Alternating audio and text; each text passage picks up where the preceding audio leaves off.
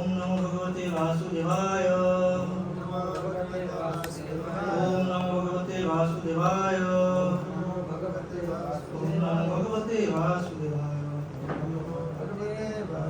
नारायणं नमस्कृत्यं नरं चैव नरोत्तमं देवीं सरस्वतीं व्यासं ततो जयमुदीरये।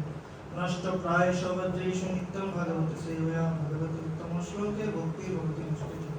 मुखं करोति वाचालं पङ्गुं लङ्घयति गिरिर्भक्तिपादं वन्दे परमानन्दं। श्री गुरुदिनतारिणं श्री चैतन्येश्वरं। तमादिदेव करुणानिधानं नमादिदेवं करुणानिधानं वर्णं सुहितावतारं कमालवर्णं सीतावार पार संसार समुद्र सेतु भजामहे भगवत स्वरूपं भजामहं Bhagavat Hare Krishna to all the devotees.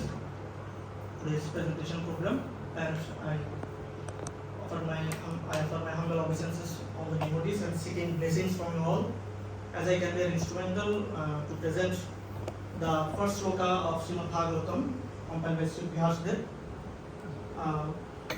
So we will recite this sloka.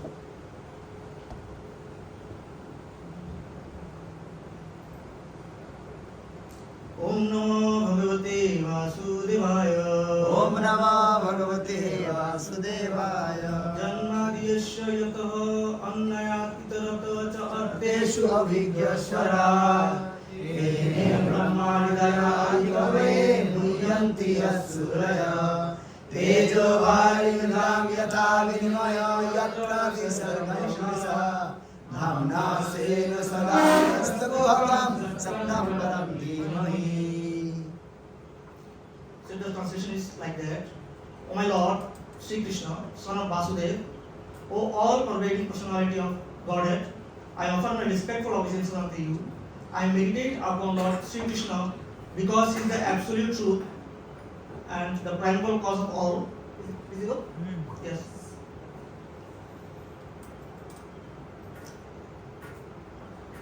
Causes of creation, sustenance and destruction of the manifested universes. He is directly and indirectly conscious of all manifestations, and he is independent because there is no other cause beyond him. It is he only who first imparted the Vedic knowledge unto the heart of Brahmaji, the ordinary living being. By him, even the great sages and demigods are placed into illusion. As one is bewildered by the illusory representations of water seen in fire or land seen in water, only because of him do the material universes, temporarily manifested by the reactions of the three moods of nature, appear factual although they are unreal. I therefore meditate upon him, Lord Sri Krishna, who is eternally existent in the transcendental abode, which is forever free from the illusory representations of the material world. I meditate upon him, for he is the absolute truth. So my topic is the absolute truth. So this verse is very important because here three things has been explored by Sri Vyasadeva, the prominent Acharya and the incarnation of Lord. I will describe it later. So this is the prelude of Srimad Bhagavatam. So what the prelude is? In every book we see prelude option. Prelude is considered as the center of book. So in prelude the author always writes the purpose of the book, why the subject came on his mind, and what service is going to serve to the readers. It has been described in prelude of Bhagavatam. Prelude of this book. And here is Bhagavatam. Vyasadeva is very systematically is introducing what topics is going to be described in Srimad Bhagavatam part to part. And one very important is it refers to Sambandha Jnana. So the first three verses of Srimad Bhagavatam is very important because the first verse introduces us with Sambandha Jnana, what is the source of us. The second is Obeda, the process of making relations with this source, and the last is Prem, the result. So here the Sambandha Jnana has been prescribed by Srila Vyasadeva, and it's also a very important part of Vedanta Sutra. In Vedanta Sutra, the first sutra is Janmadesha Yataha. That means everything eliminates from the source, the person, and the definition of absolute truth has been given in this shloka. So this Bhagavatam is not a very mundane scripture. It's a very authentic scripture. Why? Because Srila Vyasadeva himself wrote this. Vyasadeva is the person who compiled all the Puranas, who divided the Vedas into 4 parts and appointed 4 professors for this. And his overall accepted by all the sages and all the scholars of the Sanatana scriptures. And moreover that, Sri Chaitanya Mahaprabhu, who is the Lord himself, also accepted this Srimad Bhagavatam as a spotless Purana, which is very dense. Srimad Chaitanya Mahaprabhu used to tell a verse, Srimad Bhagavatam Pramanam Amalam Prema Pumartha Moham. So this Srimad Bhagavatam is Amal Purana. So that's why the verse of this first Bhagavatam is very significant. And Srila Prabhupada in second part of this verses purport mentioned one thing is very important. The history of the Srimad Bhagavatam is also very glorious. Why? It's compiled by Srila Vyasadeva after he attained to maturity in transcendental knowledge. So Vyasadeva wrote a lot of Puranas and a lot of scriptures, but when he got mature, so Vyasadeva's intention was to giving the pills or medicines through banana to the people.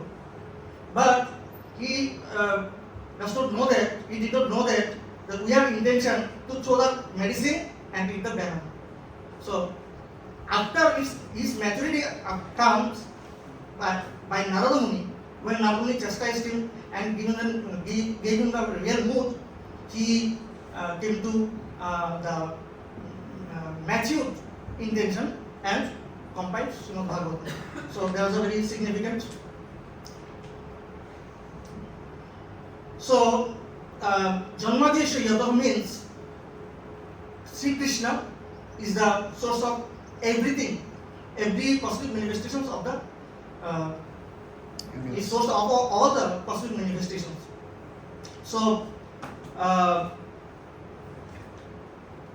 why Krishna? Because at first he recited or he wrote Om Namo Bhagavate Vasudevaya.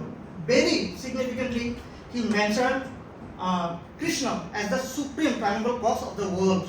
Not only Srila Vyasadeva, it is also mentioned in other scriptures of the Samved. We also know the small Gapoitsa Krishna. Please give me 1 second. This has been right.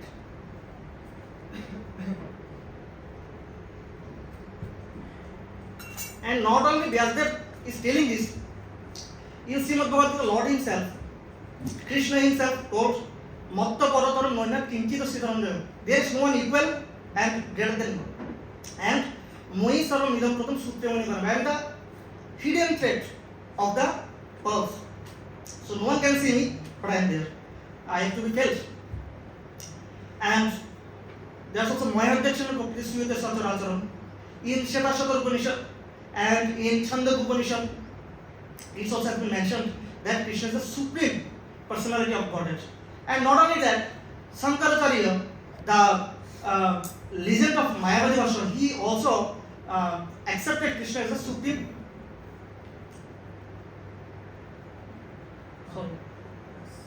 supreme personality of Godhead.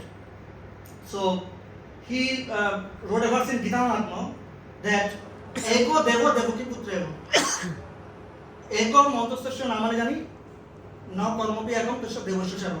So let our worshipable demigods is one, which is Krishna.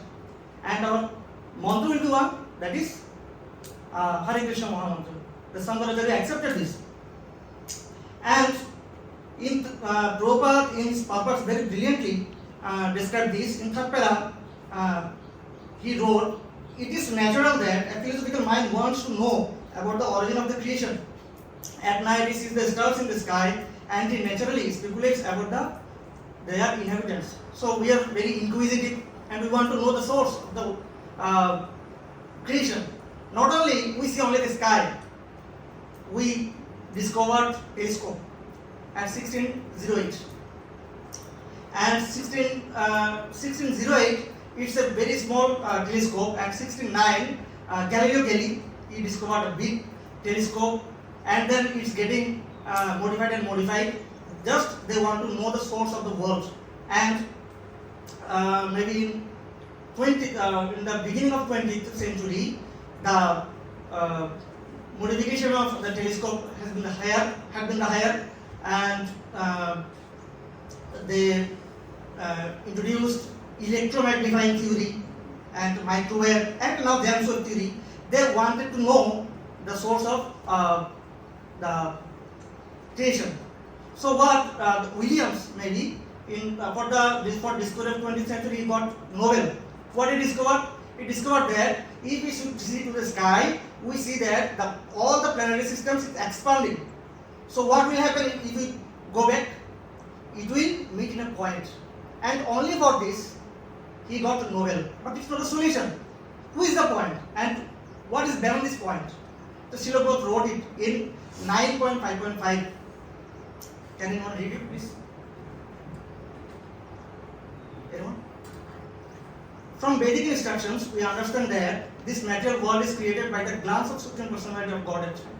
The Supreme Personality of Godhead glanced over the Mahatattva, or the total material energy, and when it was agitated, everything came into existence. Western philosophers sometimes think that the original cause of creation was a chunk that exploded. If one thinks of this chunk as the total material energy, the Mahatattva, one can understand that the chunk was agitated by the glance of the Lord, and thus the Lord's glance is the original cause of material creation. So that's more advanced described by Srila Prabhupada. So he's supposed to get a Nobel also. So, and the next verse is Annayat Itarata Arteshu. That means this word is so purposeful by the Lord, and Annayat directly, and Itaratas indirectly. The Lord is cognizant all about the world. How he is directly explain can be like that. Example, when any of our body's parts is paining, immediately we get concerned that where it is paining. So if we go to the second canto, we'll see that all the elements of this world is the part and parcel of the Virat Purush. So anything happening in this world is directly concerned the Lord, and he is directly cognizant about this. And how indirectly? Indirectly means somehow he is not visible, but it's not there. He is not aware of this.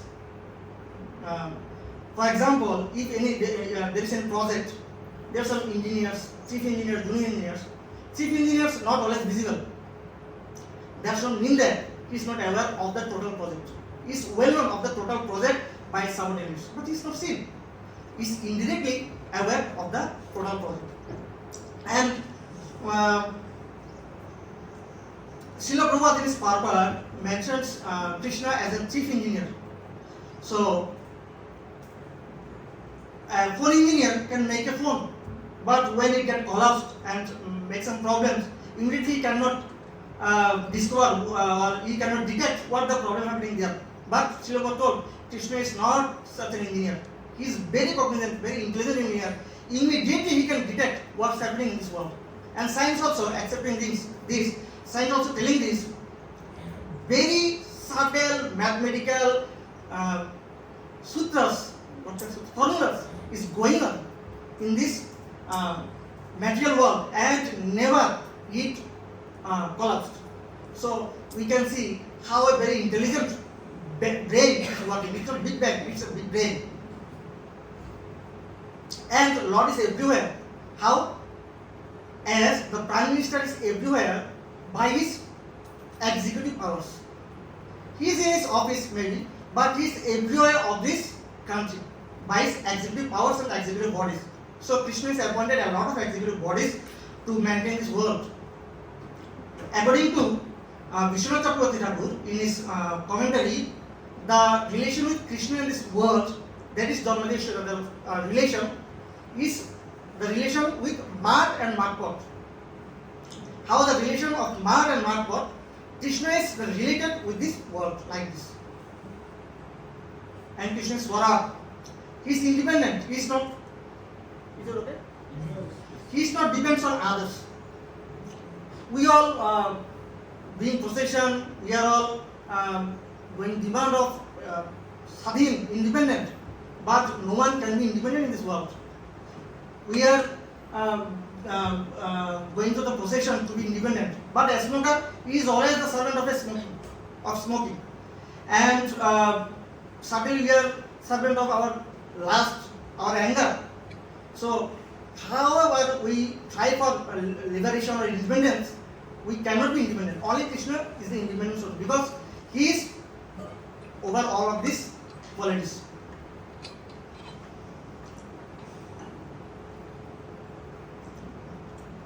And Tene Brahma Rida Adikavya Muyanti Atsurayam. And very first knowledge he imparted in the heart of Brahma. And Brahma also confessed this in Brahma Vimanlila. He told, hey Krishna, you are the source of the Mahavishnu also. Even you are the source of all Narayanas also.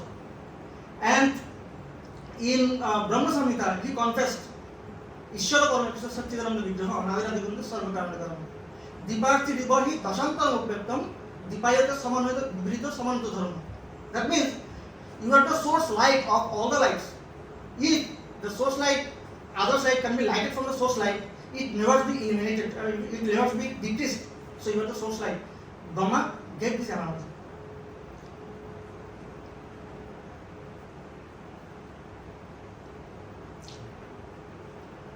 And Tejo Bhari Nidam Yatha Vinmaya Yatha Tisarmaya. Sorry to.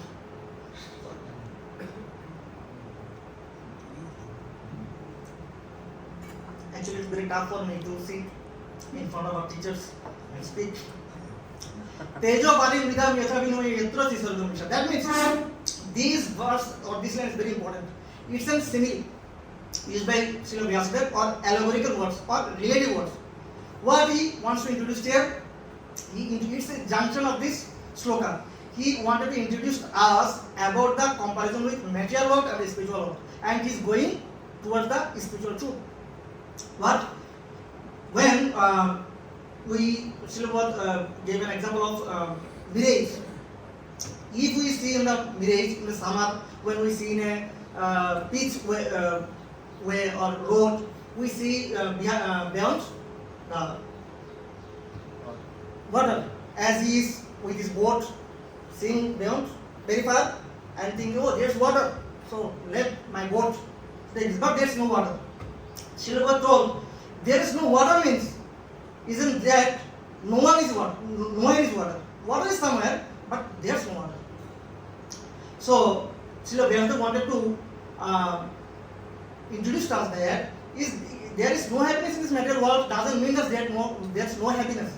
There's another world of Krishna which is full of happiness, which is full of the glories. And it's lost illusory energy where all get illusions. And this world is full of illusory energy. Actually, this was that similarly, the material world is a shadow of a real spiritual world. It's a shadow. So Srila wrote, actually Srila not wrote, she writes, because he is ever present with us by his books. Unless one surrenders unto the lotus feet of the Supreme Lord, it is certain that he will be bewildered. We are all in wilderness.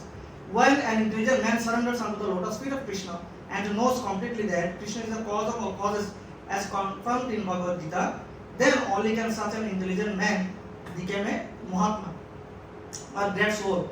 But such a great soul is a really sin. So we are all bewildered. Like when we go to a land, the dog thinks it's my land. I am the king of this land. But the land of people, we are thinking that, hey, God, a dog. I am the landlord, right? And the demigod thinking, hey, Kasa, I am the landlord. Okay, and Krishna is smiling. I am the provider of all these resources. They are thinking they are the landlord. So we are all bewildered, and by this bewildered mind, we cannot realize the Supreme Personality of Godhead or absolute truth. That's why we have to take shelter the lotus feet of spiritual master. And Dhamna Sene Satan Nirasta Kogam Satyam Paramam Dhimani. And Vishnu Chakravarti Thakur is paying his obeisances, offering his obeisances to this person who is all 3 minutes. Okay, I am the next person. Who is Satyam, very permanent, not temporary. Here Vyasadeva invoking Gayatri. The importance of Gayatri is as we are bewildered, we have no potency to know the absolute truth. But by recitation of Gayatri, gradually we can be so developed that we can attain the purity in our heart and can know the absolute truth. And according to Vishnu Chakravarti Thakur, here's Dhimohi is plural. That means he inviting all to do the meditations of the Lord as we can be purified by the meditation of the Lord.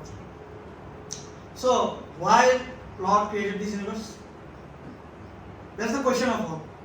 So, Lord is so merciful, and to know this is the very deep intention. To inform us is the very deep intention of Srila Vyasadeva. So, sometimes when our father driving car and we are a child, sometimes we demanded to give us the steering and to make us drive the car. But what will happen? What will happen? We will do accident. So the father is very merciful. So what will he do? He will buy a toy car and give us. Okay, drive it now. Okay. And another example can be given when our mother used to show us the moon. Sometimes we demand, please bring the moon. I want the moon. So it's not possible. So what mother does or did? He just bring a mirror and show us, hey, the moon is in your hand. So Lord is so merciful. So we cannot operate this material world. So this spiritual world. So He created a very nice material world for us and gave us to enjoy. He never interrupted in our enjoyable mood. And by every cantos of Srimad Bhagavatam, Srila Vyasadeva will introduce us with this aspects of Lord Krishna, how He is very merciful and how He is very powerful and what He is doing for us. Even He came living this spiritual world to give us, as He said, divine association. And very lastly, Vishnu Chakravarti Thakur described this verse from 5 aspects. I want to describe it because it will take lots of time. But these things are these five aspects. Absolute truth is transcendental. This is very similar to what Prabhupada told. And declared Krishna's form means that means Dhamma Deshi Yadaha and Omaya Vidyapith. Krishna born in Mathura, but is transferred into Vrindavan. Such like commentaries given. Conjugal rasa means he is the master or king of all the rasas, especially Madhurya rasa. And in declaring Krishna's form in Abhigya, he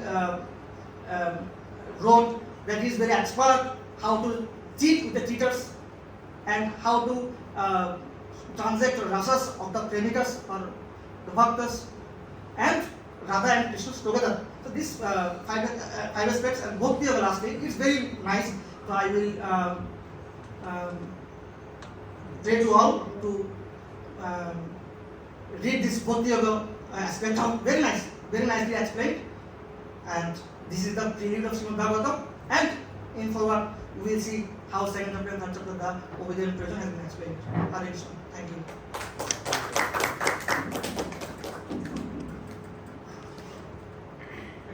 Any questions?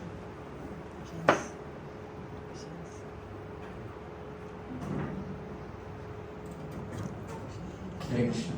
You mentioned that Lord is Swaraj, He is independent. But see in His many pastimes, His dependence on His mother for the food and milk. So Okay. how can I understand it? So, I will mention two things. Sometimes, when we were child, our father becomes horse, and we went over his back and made him horse. That means not that the father is the servant of this boy. And in Kurukshetra, Krishna drove the chariot of Arjuna. That doesn't mean Krishna is the servant, Arjuna is the Lord. Because ultimately, Arjuna took shelter of this giant. Hare Krishna.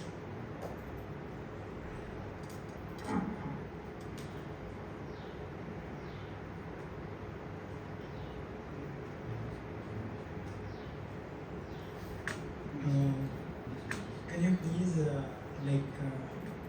there are some Bhagavatam is compared to some analogies in the first verse explanations.